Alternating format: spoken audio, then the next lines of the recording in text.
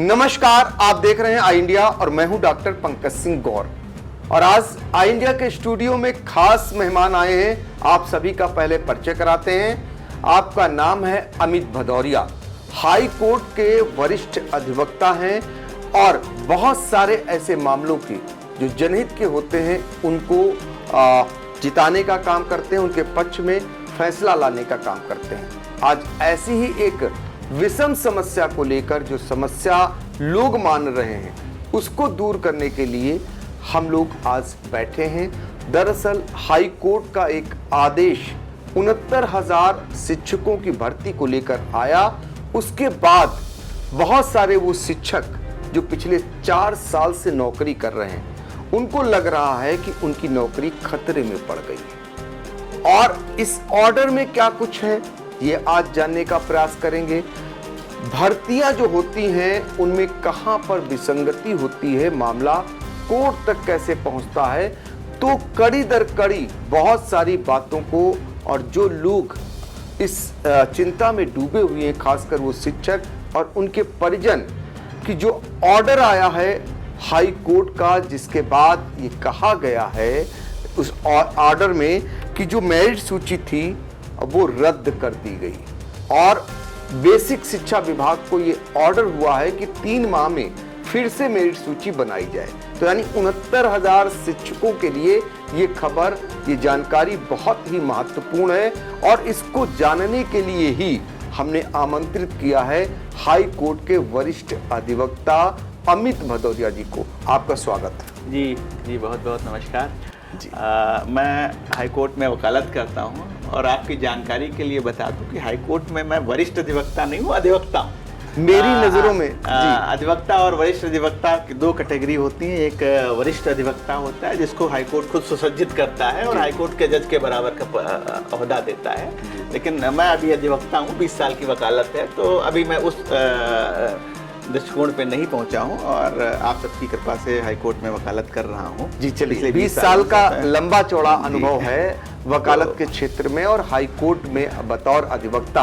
अमित भदौरिया जी जो है उनके तमाम इशूज पर हम लोग पूर्व में भी बातचीत किए हैं और जब पंचायत के आरक्षण को लेकर हर कोई जानना चाहता था तो वो तमाम ऐसे मामले, तमाम ऐसी अहम जानकारियां आप उपलब्ध कराने का काम करते थे। लाखों लाख लोग उन जानकारियों को आई इंडिया के माध्यम से देखते थे और वो सटीक जानकारियां आप तक घर बैठे पहुंचती थी। अब ऐसे ही 69,000 शिक्षकों के मामले में तमाम इशूज हैं उस मामले को लेकर और उसमें सटीक जो जानकारी है उसको लेकर आज हम लोग बैठे हैं। तो मेरा पहला सवाल अमित भदौरिया जी, मेरा पहला सवाल ये है कि जो हाई कोर्ट का आदेश आया और ये कहा गया कि जो मेरिट सूची है वो रद्द हो गई 69,000 भर्ती की और नई सूची बनाने की कवायद शुरू हो गई। यहाँ तक कि सरकार को भी इस मामले में बैठक बुलानी पड़ी है सोमवार को।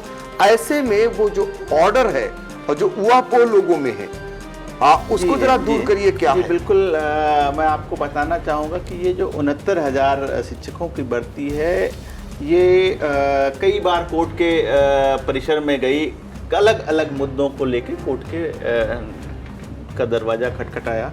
आप कह सकते हैं कि लोग इतना जागरूक हैं आज की डेट में कि हर किसी छोटे छोटे से मुद्दे को लेके अपना अधिकार के लिए हमेशा कोर्ट में दरवाज़ा खटखटाते हैं कि ये मेरा अधिकार है और हर कंट्रोवर्सी को वो अंतिम पायदान तक ले जाके ही उसको जो है छोड़ते हैं। तो इसमें कई सारी विसंगतियां थी। सबसे पहले लोग जो है शिक्षक पात्रता पासिंग मार्क को लेके गए थे और उसकी लड़ाई सुप्रीम कोर्ट तक लड़ी। फिर उसके बाद ये हुआ कि जो लोग पास हुए उनके अंकों का विवाद हुआ कि साहब जो पात्रता परीक्षा AT आ रही थी कि उसमें कुछ क्वेश्चन गलत थे, तो उन क्वेश्चंस को लेके एक लड़ाई लड़ी और लोग सुप्रीम कोर्ट तक गए। और उसके बाद जब भर्ती परीक्षा हो गई, भर्ती परीक्षा होने के बाद जब 69,000 जिसमें 1,38,000 के आसपास लोग पास हुए, फिर सरकार के पास ये आया कि साहब 1,038 लोगों में 69,000 पद भरने हैं। 69,000 पद को उन्होंने 2 सूचियां निकाल के उन्होंने भरी और भरने के बाद जो एक आरक्षित वर्ग था उसको ये लगा कि साहब इस भर्ती में जो उनका हक था वो मारा जा रहा है और उसमें आरक्षित वर्ग को उचित जो सीट्स थी वो नहीं दी गई। तो फिर उन लोगों ने भर्ती होने के बाद इस भर्ती की सूची को चैलेंज किया हाई कोर्ट में, जिस पे ये इशू है जी। इस इशू को जब चैलेंज किया उन्होंने हाई कोर्ट में, तो बहुत सारी रेट्स हुई और अल्टीमेटली जो सिंगल जज ने इस पे फैसला दिया और उसने ये पाया कि हाँ इसमें विसंगति हुई। और विसंगति इस तरीके से भी हुई कि सरकार ने 69,000 भर्ती पूरी करने के बाद 6,800 आरक्षित लोगों के लिए एक नई सूची जारी कर दी जी। उस सूची को भी लेके चैलेंज किया गया और उस रिट को भी इसी आरक्षण की सूची के साथ ही सुनवाई, दोनों क्योंकि एक ही भर्ती का मामला था तो दोनों को एक साथ सम्मिलित करके सिंगल जज ने सुनवाई की। और ऑनली में सिंगल जज ने ये पाया कि जब सरकार खुद मान रही है कि 69,000 के बाद 6,800 ऐसे लोग हैं जिनको सूची नौकरी नहीं मिली और सरकार मान रही है ये कि 69,000 के बाद इन लोगों को नौकरी मिलनी चाहिए, तो फिर उसने ये कहा कि चूंकि 69,000 के पद के ऊपर वो किसी को नौकरी नहीं दिया जा सकता। ये सुप्रीम कोर्ट का भी सेटल्ड लॉ है कि जितने आपके पद विज्ञापित हैं उन्हीं पद पे लोगों को नौकरी मिलेगी। तो फिर कोर्ट के सामने एक ही रास्ता बचता था। कोर्ट ने वो 6,800 लोगों की जो सूची थी उसको रद्द कर दिया। और जब वो सूची रद्द हो गई और कोर्ट सरकार का ने ये मान लिया कि हाँ ये 6,800 लोग थे, तो फिर कोर्ट ने ये कहा कि भाई आप जो उचित उसका तरीका है वो ये है कि आप फिर इन 6,800 जो आरक्षित वर्ग के लोग हैं इनको इस सूची में सम्मिलित करिए। उस सूची में सम्मिलित करने के लिए उसने कहा कि इस सूची को जो 69,000 लोग अपॉइंट हुए हैं इसको रिविजिट करिए जी। साथ ही जब कोर्ट ने ये फैसला दिया तो उसने रिविजिट करने के साथ साथ एक और प्रक्रिया उसने कोर्ट ने निर्धारित की। वो ये कहा कोर्ट ने कि जो 6,800 लोगों के में या जो पूरी भर्ती प्रक्रिया में जो असिस्टेंट टीचर रिक्रूटमेंट एग्जामिनेशन था, उस एग्जामिनेशन में जो आरक्षित वर्ग के लोग थे उनके लिए पासिंग मार्क 60% था, 150 अंक का पेपर था।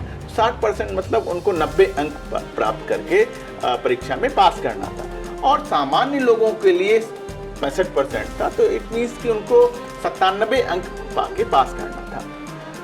क्योंकि कोर्ट ने भर्ती परीक्षा जो थी ATRE भर्ती परीक्षा को इस सिलेक्शन का पार्ट माना और उस पार्ट को मानते हुए कहा कि जो लोग आरक्षण भर्ती परीक्षा में लेके पास हुए हैं उनको पुनः जब सूची चयन सूची बन रही थी तो उनको पुनः आरक्षण नहीं मिलना चाहिए।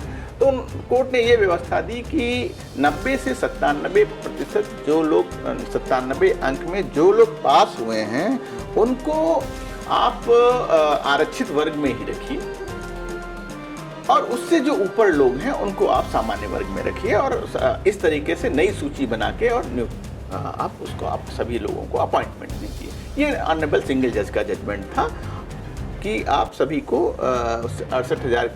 6,800 की जो सूची थी उसको रद्द कर दिया। नई सूची बनाने के लिए सिंगल जज ने आदेश कर दिया और पुरानी दोनों सूचियों को कोर्ट ने दरकिनार करते हुए नई सूची बनाने के लिए कहा। अब मामला जब डबल बेंच पहुंचा तो अब जो ऑर्डर आया है तो क्या जो सिंगल जज साहब का ऑर्डर था उसी के आसपास ये आदेश है या इसमें कुछ फेरबदल नजर आ रहा है? हाँ बिल्कुल। जब जो लोग देखिए चूंकि सिंगल जज ने जो आदेश किया था कहीं ना कहीं आरक्षित वर्ग के लोगों की बात मान ली थी, क्योंकि उन्होंने ये कहा कि आप पुनः सूची बनाइए। तो सिंगल जज के जजमेंट के एक पार्ट से तो आरक्षित वर्ग पहले ही संतुष्ट था कि साहब हमारी इतनी बात मानी गई कि सूची को पुनः बनाने के लिए कहा गया। दूसरा, उन्होंने उस पार्ट को से वो एग्रीव थे जिसमें सिंगल जज साहब ने ये कह दिया था कि जो 90 से 97 अंक पाए हुए लोग हैं उनको आरक्षित वर्ग में रखा जाए, उनको सामान्य के उसमें न रखा जाए। तो इस बात को लेके वो लोग डिवीजन बेंच के सामने गए जी और अपना पक्ष रखा कि साहब नहीं, देखिए भर्ती परीक्षा अलग है, इसको सिलेक्शन का पार्ट नहीं माना जाना चाहिए।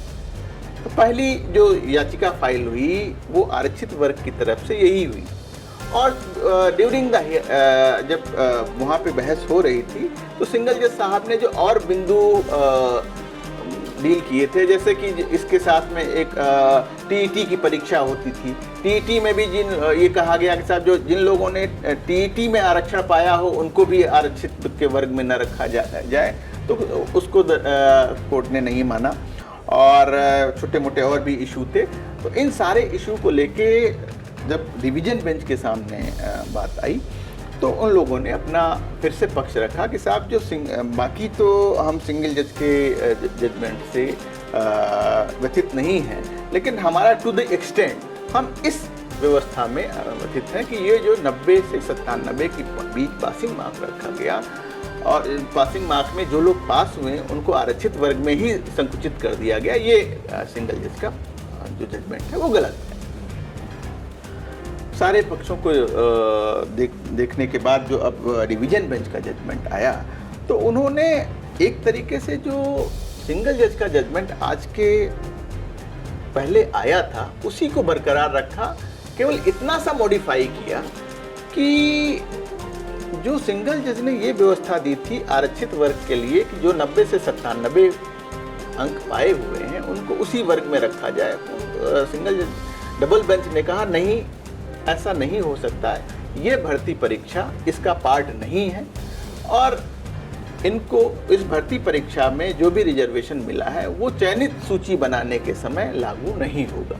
इतना सा सिंगल जज के जजमेंट को मॉडिफाई किया, और मॉडिफाई करने के बाद ये सिंगल जज का जजमेंट है कि पुनः फिर से जो मेन सूची थी और उसके बाद 6800 की जो सूची थी, उन दोनों को दरकिनार रखते हुए पुनः एक नई सूची बनाई जाए और लोगों को जो उस सूची के अनुसार नियुक्ति की जाए। तो देखिए, ये डबल बेंच का जो फैसला और सिंगल बेंच का इसी से जुड़ा हुआ पहला फैसला, दोनों में क्या अंतर रहा, इस बात को बड़े कायदे से हाई कोर्ट के अधिवक्ता अमित भदौरिया ने बताया।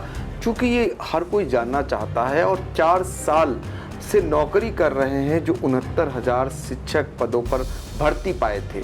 योगी सरकार में ये भर्तियां शुरू हुई और भर्ती के बाद अब 4 साल बाद जब ये जजमेंट आया तो तमाम लोग अपनी अपनी तरह से इसका जो आदेश है उसके मायने निकाल रहे हैं, और हम आपको जो आदेश आया है उसमें क्या कुछ खास है वो बताने का प्रयास हाई कोर्ट के अधिवक्ता अमित भदौरिया के माध्यम से पहुंचाने का काम कर रहे हैं। अब इसी से जुड़ा मेरा अगला सवाल है, ये तो हो गया ऑर्डर फर्स्ट और सेकंड बेंच का, आपने बहुत कायदे से समझा भी दिया क्या क्या जो सुना गया उसमें और उसके बाद जो जजमेंट आया, लेकिन अब इसको लेकर जो शंकाएं हैं, जो खासकर जो शिक्षक हैं उनके परिजन हैं, वो ये मान रहे हैं कि इससे कौन प्रभावित होगा, कौन लाभान्वित होगा, तो ये भी अगर क्लियर हो जाए तो बहुत सारी शंकाएं उनकी दूर हो जाएंगी। देखिए, जैसा कि मैंने आपसे पहले कहा कि ये भर्ती बहुत सारे मुद्दों पे हमेशा ये भर्ती क्या सारी भर्तियां जो भी हैं, लोग आज की डेट में इतना जागरूक हैं कि हर किसी मुद्दे पे आदमी लड़ना चाहता है अगर उसको कहीं लगता है कि मेरे अधिकारों का हनन हो रहा है। इसी के साथ में जब ये भर्ती 69,000 की शुरू हुई थी तो एनसीटी ने बीएड अभ्यर्थी लोगों को भी प्राइमरी के लिए एलिजिबल ठहरा दिया था कि बीएड डिग्री जो धारक हैं वो भी प्राइमरी में आ सकते हैं। बीटीसी के लोग उससे लड़ाई लड़ रहे थे कि नहीं भाई, हम बीटीसी के हैं, छोटे लोग हैं, हम उच्च अर्हता नहीं रखते हैं, हमें बीएड की डिग्री में नहीं सम्मिलित किया जा सकता, तो ये बीएड के लोगों को हमें हमारे साथ सम्मिलित ना किया जाए। अल्टीमेटली जो बीटीसी के लोग थे वो सुप्रीम कोर्ट से जीते, पूरे देश का ये मामला था, और हर हाई कोर्ट से वो जजमेंट आया और वो लोग जीत गए, और सुप्रीम कोर्ट ने ये निर्धारित किया कि बीएड के लोग प्राइमरी के जो टीचर हैं उसके लिए निर्धारित योग्यता वो नहीं रखते और उनका अपॉइंटमेंट नहीं हो सकता। अब इस दौरान ये सारी अभी भर्ती प्रक्रिया भी चल रही थी। यहाँ भी यूपी में भी इस बात को रखा जा रहा था, यहाँ तक कि ये इशू जब ये special appeal before the division bench argument हो रहा था, तब भी बीटीसी के लोग अपना इम्प्लीमेंट एप्लीकेशन के साथ में वहाँ डिवीजन बेंच के सामने रखा कि साहब सुप्रीम कोर्ट में एक जजमेंट आ गया है जिसमें बीएड के लोग नियुक्त नहीं किए जा सकते। तो ऐसी जब ये भर्ती प्रक्रिया या नई सूची बनाई जाए तो बीएड के लोगों को उसमें कंसीडर ना किया जाए। इस दौरान सुप्रीम कोर्ट के सामने जो बीएड के लोग विभिन्न प्रदेशों में नियुक्ति पा चुके थे, वो लोग फिर सुप्रीम कोर्ट में गए और कहा चूंकि हम लोग नियुक्ति पा चुके हैं।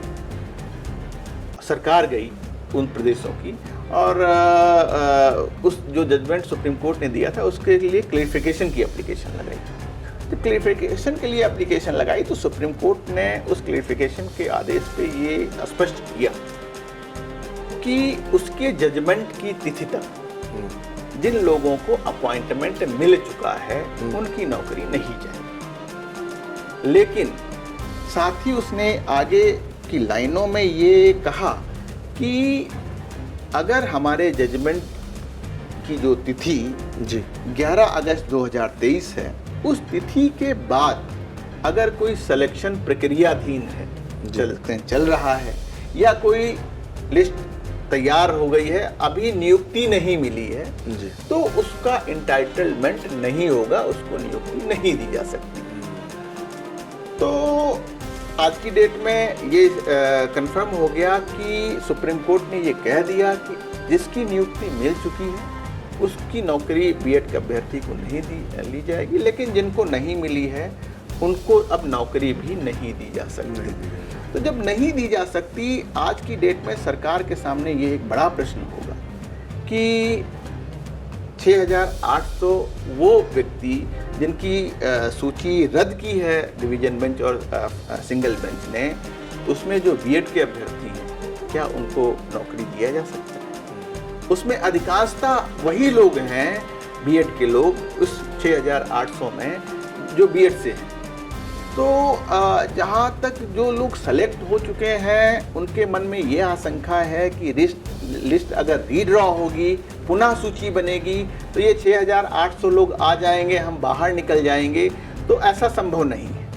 ये बहुत बड़ी बात थी। ऐसा संभव नहीं है कि सामान्य के लोग निकल जाएंगे और इनको नौकरी मिल जाएगी। जब आज की डेट में सुप्रीम कोर्ट ने ये कह दिया कि बीएड के अभ्यर्थियों को नौकरी नहीं मिल सकती, तो किसी को भी अभी परेशान होने की जरूरत नहीं। देखिए, आपने बहुत बड़ी ब्रेकिंग दे दी। जो लोग चाह रहे थे जानकारी कि क्या उनके लिए खतरा उत्पन्न हो सकता है, अगर बीएड के लोग इसमें आ जाते हैं तो उनकी नौकरी खतरे में पड़ सकती है, तो ऐसा नहीं है, क्योंकि सुप्रीम कोर्ट का ही एक आदेश है जिसमें बीएड को पात्र नहीं माना गया है। बीएड का पात्र नहीं माना गया है और उस सुप्रीम कोर्ट के आदेश को जो प्रेजेंट डिवीजन बेंच का आदेश है, जिसको लेके ये ऊहापोह है, उसने भी अपने आदेश में सम्मिलित किया है, उसका डिस्कशन किया है, उसको भी विचारित किया है। तो आज की डेट में कहीं ना कहीं जब प्रदेश सरकार फिर से लिस्ट ड्रा करेगी, तो जिन लोगों को नियुक्ति मिल चुकी है उनका पक्ष कैसे सिक्योर किया जाए, उस पर भी वो ध्यान देगी। क्या हम उनको पहले से नियुक्त मानते हैं, नियुक्ति मानते हुए लिस्ट सूची तैयार करेगी, ये सरकार पे डिपेंड करता है कि सरकार जिन लोगों को अपॉइंटमेंट दे चुकी है उनका पक्ष कैसे बचाएगी, उनकी नियुक्ति भाई, क्योंकि अल्टीमेटली नौकरी तो सरकार ने दी। बिल्कुल। और सरकार ने सरकार पर ही सवाल है। सरकार इस बात से नहीं पीछे जा सकती कि साहब हमने जिसको नियुक्ति दी वो सही है या गलत है। अब उसका भी ये उसका ये कर्तव्य है कि वो जिसको नियुक्ति दी है उसको बचाए, उसका पक्ष लड़े या उसके हित का ध्यान रखे। तो जब भी उसके हित का ध्यान रखा जाएगा तो मुझे नहीं लगता कि जिन व्यक्तियों को नियुक्ति मिल चुकी है, चाहे वो बीएड के अभ्यर्थी हैं या बीटीसी के अभ्यर्थी हैं, उनको कहीं से कोई खतरा आएगा। लेकिन जो नए लोग हैं, जो नए लोग नियुक्ति पाना चाहते हैं या जो नए वो बीएड धारक जो जिनको अभी तक नियुक्ति नहीं मिली है, उनको नियुक्ति मिलने की बात आएगी, तो उनको तो नियुक्ति सुप्रीम कोर्ट के आदेश के अनुसार नहीं दी जा सकती। लेकिन एक दूसरा पक्ष ये भी है कि अगर सरकार जो सुप्रीम कोर्ट का ऑर्डर है किसी भी आदेश को इधर से भी पढ़ा जा सकता है और उधर से भी पढ़ा जा सकता है। यही खूबसूरती होती है जिसको लोग वकालत करते हैं हम लोग कि साहब उसको इस लाइन से भी पढ़ते हैं और उस लाइन से भी पढ़ते हैं। तो दूसरा पक्ष ये है कि साहब जब अभी आपको फिर से एक नई सूची तैयार करना है और नई सूची तैयार करके फिर से अपॉइंटमेंट देना है। तो जब नई सूची आप पुनः तैयार करके अपॉइंटमेंट देने जा रहे हैं तो पुराने तो सारे जो अपॉइंटमेंट हुए हैं वो समाप्त हो जाएंगे, फिर से सूची ड्रा होगी, फिर से मेरिट जनपद वाइज बनेगी, फिर से सबको अपॉइंटमेंट मिलेगा। तो जब नई और फिर से अपॉइंटमेंट लेटर आप देंगे, तो जब नया अपॉइंटमेंट लेटर आप दे रहे होंगे तो क्या वो सुप्रीम कोर्ट का आदेश उन बीएड धारकों को जो नौकरी पा चुके हैं, क्या उनकी पुनः नियुक्ति के लिए कहीं बाधा तो नहीं आएगी?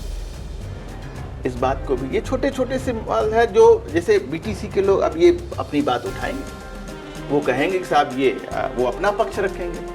तो चूंकि आज की डेट में देखिए हर आदमी जागरूक है, हम आप और हर आदमी को सोचने का नजरिया बड़ा बदल गया है। हर आदमी आज की डेट में ज्ञानी है और वो सारी चीज़ें देखने के बाद उसका इंटरप्रिटेशन करना जानता है और उसको लागू करवाने के लिए अपने हक को लड़ना चाहता है। तो मुद्दे हमेशा रहते हैं, इसीलिए सारी कोई भी भर्ती आए कुछ भी हो, आप कितना भी करिए, दोनों पक्ष रहते हैं। उसको टेस्ट फाइनली कोर्ट से आदमी कराना चाहता है, बस देरी हो जाती है उसमें। धीरे धीरे प्रक्रिया में लोगों को अधिकार लगने लगता है, फिर आदमी को लगता है कि साहब हम 4 साल नौकरी कर चुके हैं, हम 5 साल नौकरी कर चुके हैं। शिक्षा मित्रों ने कितने दिनों के बाद नौकरी की और नौकरी करने के बाद फिर उनको बाहर जाना पड़ा। तो ये प्रक्रिया है, प्रक्रिया में सारे लोग सम्मिलित होते हैं। अच्छा, आपने एक पूरे घटनाक्रम में एक बहुत महत्वपूर्ण बात ये रखी कि इस पूरे प्रक्रिया में जो हाई कोर्ट ने 69,000 शिक्षकों के भर्ती मामले में जो ऑर्डर दिया है, जो आदेश दिया है फिर से सूची बनाने के लिए और उसको रद्द कर दिया है, उसमें आपने बहुत बड़ा एक जो जानकारी दी वो ये कि इसका गेंद जो है सरकार के पाले में है ज़्यादातर। ये जानना चाहते हैं, सरकार तो चूँकि सरकार योगी की थी जब ये भर्तियाँ हुई और योगी की है, तो स्वाभाविक है वो उन्हीं ज़माने में जब भर्तियाँ हुई तो अपने उन अभ्यर्थियों के लिए जो शिक्षक बन गए हैं उनके लिए कुछ न कुछ कदम उठाएंगे, उसकी बैठक भी होनी है। अब क्या हाई कोर्ट के इस आदेश के विरुद्ध मामला फिर सुप्रीम कोर्ट जा सकता है? देखिए, आप ये नहीं कह सकते कि सुप्रीम कोर्ट नहीं जाएगा, ये तो बहुत बड़ा मुद्दा है। इसी भर्ती के जो 2 अन्य मुद्दे थे, चाहे वो अंक को लेके हो या पासिंग मार्क्स को लेके हो, हर मुद्दे पे लोग सुप्रीम कोर्ट तक गए।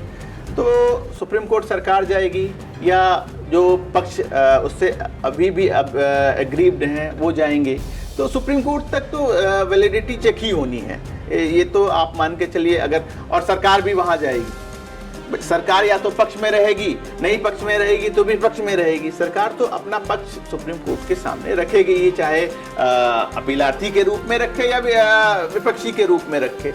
और अल्टीमेटली सरकार किसी की भी हो, सरकार किसी की भी हो, वो अब जो एक सरकार ने काम किया है वो दूसरी सरकार हमेशा आती जाती रहती है, लेकिन जो व्यवस्था है उस व्यवस्था के तहत जो भी कार्य होते हैं उनको सुचारू रूप से चलाने का काम होता है।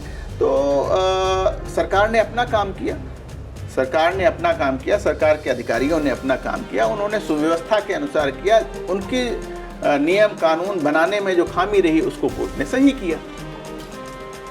बिल्कुल। और लोगों के अधिकार जो थे, लोगों को जो लगा कि नहीं साहब जो गलत हो रहा है, उसके लिए कोर्ट ने अपना निर्णय दिया और सरकार को फिर से एक डायरेक्शन दिया। तो अब अल्टीमेटली देखिए, करना सरकार को है। हर नियम कानून संविधान लॉ सब बनाने का जो एग्जीक्यूटिव बॉडी है वो तो सरकार ही है। कोर्ट और जो आपका न्यायालय है वो तो आपकी केवल वैलिडिटी चेक करता है कि साहब आपने जो काम किया वो सही काम किया, सही जो आपने नियम बनाए नियम के तहत आपने काम किया या नहीं किया। अगर आपने नियम के तहत काम नहीं किया तो आप उसको नियम के तहत कर लीजिए। इतनी काम है बस। इतना ही काम कोर्ट का है कि आपका काम जो है अगर वो नियम के तहत नहीं है तो आप उसको नियम के तहत कर लीजिए। और कोर्ट ने भी इसमें भी वही कहा है कि अगर आपने आरक्षण का सही से पालन नहीं किया है, जो आप स्वयं मान रहे हैं 6,800 की सूची जारी करके 69,000 भर्ती पूरी करने के बाद, तो कोर्ट ने कहा कि ठीक है, अगर आप ये मान रहे हैं तो आप उसको फिर से रीड्रॉ कर लीजिए। बिल्कुल सूची को इग्नोर करते हुए जो आपने पूर्व में जारी की थी, आप सूची को नई सूची तैयार कर लीजिए। नई सूची तैयार कर लीजिए। अब नई सूची तैयार करना फिर सरकार के उसमें है। कोर्ट ने तो उस पर ऑब्जर्वेशन नहीं दिया। कोर्ट ने कह दिया जो नियम कानून है, जो आपने रूल बना रखे हैं, जो आरक्षण का रूल है, जो भर्ती का रूल है, सारे नियमों को देखते हुए पुनः आप फिर से बना लीजिए। समय बाउंड कर दिया, समय बाउंड कर 3 दिया माह में बनाना है आपको, उसके तहत आप बना लीजिए। बिल्कुल। तो देखिए हाई कोर्ट का जो आदेश है उसमें ये कहा गया है कि जो 69,000 भर्ती थी उसे उस प्रक्रिया को रद्द करते हुए नई सूची बनाने के लिए बेसिक शिक्षा विभाग को 3 माह के अंदर उसे तैयार करना है। मुख्यमंत्री योगी आदित्यनाथ सोमवार को इसको लेकर एक बैठक कर रहे हैं और ये आदेश आने के बाद तमाम बयान भी राजनीतिक दलों के आए। आपने देखा विपक्षी पार्टियों के बयान हो या फिर सत्ता पक्ष के। पहली बार आरक्षण को लेकर जब हथौड़ा चला हाई कोर्ट का, जो प्रक्रिया नहीं अपनाई गई हाई कोर्ट ने माना, तो ऐसे में जो सत्ता पक्ष के जो नेता हैं वो खुद अपनी सरकार पर हमलावर हो गए, तो वो तो अलग बात हो गई। लेकिन हम जानना चाहते हैं, उसमें एक आपने देखा होगा ये कहा गया है कि ओबीसी वर्ग को 27% की जगह सिर्फ 3.86% आरक्षण मिला है और ये भी कहा गया अनुसूचित जात एससी वर्ग को 21% की जगह 16.2% आरक्षण मिला है। तो आरक्षण को लेकर ही हाई कोर्ट ने हथौड़ा चलाया और पूरी प्रक्रिया जो है फिर से अपनाने का आदेश दिया है। आपको क्या लगा, चूंकि आप कई मामलों में वो आरक्षण पंचायत कहने की बात अपनी अलग अलग है।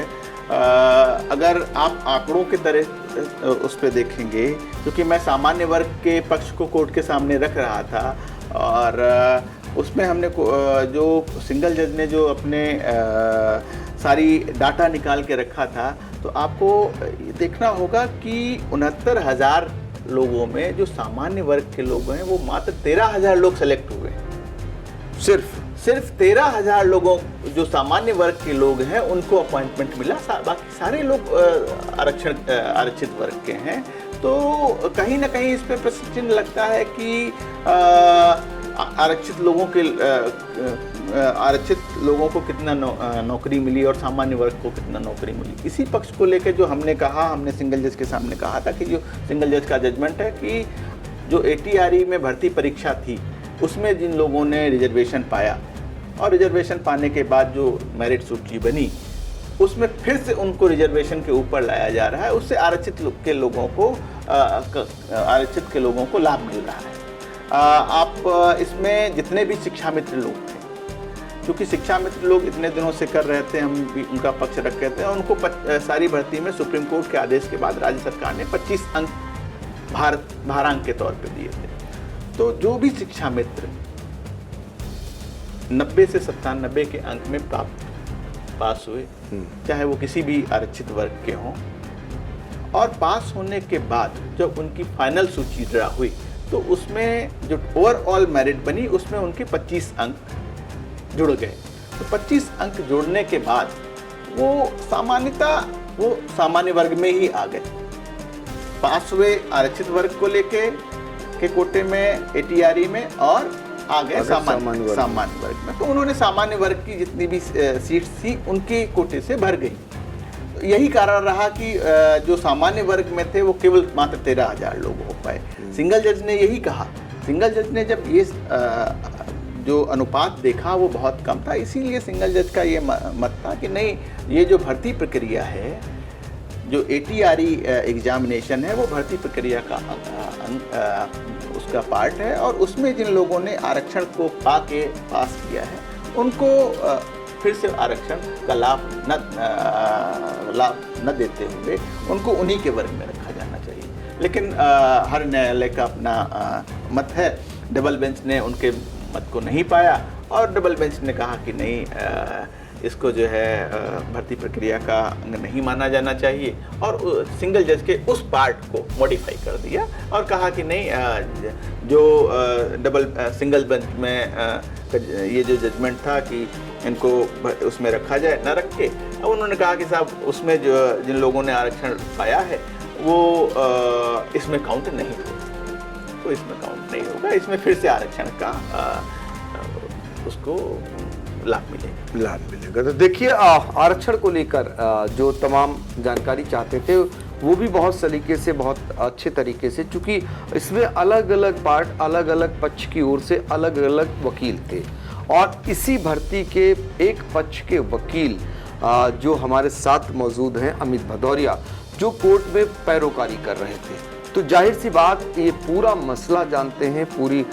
मालूमात है कोर्ट के आदेश की और वो आपके लिए बहुत ही अच्छे तरीके से, सलीके से जो समझ सकें आप और आगे के लिए क्या कुछ होना है वो भी आपने बता दिया और पूरी भर्ती प्रक्रिया की विसंगति जो होती है, कोर्ट के पास आखिर क्यों जाना पड़ता है, ऐसे मामले क्यों जाते हैं, उसको भी बड़े कायदे से रख लिया और साथ ही उम्मीद है अभी कि इस मामले में सरकार कुछ न कुछ जरूर करेगी उनके हित के लिए जो ऑलरेडी नौकरी कर रहे हैं, यानी शिक्षक 4 साल से वो शिक्षक बने हुए हैं। फिलहाल अब ये मामला आगे कहाँ जाएगा और इसमें क्या कुछ होगा, इस पर भी हमारी नज़र रहेगी। उम्मीद ये भी की जा रही कि ये पक्ष इसके विरुद्ध, यानी जो आदेश आया है, मामला सुप्रीम कोर्ट भी जा सकता है। फिलहाल सबकी नज़रें अभी शुरुआती दौर में सरकार पर टिकी हैं, उसके बाद अगला कदम क्या होता है हम फिर उम्मीद करेंगे और फिर अमित भदौरिया जी से उस समय भी अगर कुछ इसमें होता है तो आपके पास फिर हम आएंगे और आपसे बहुत महत्वपूर्ण जानकारी लेने का प्रयास करेंगे। आपने जो जानकारी दी आई इंडिया को, आपका बहुत बहुत शुक्रिया। धन्यवाद सर।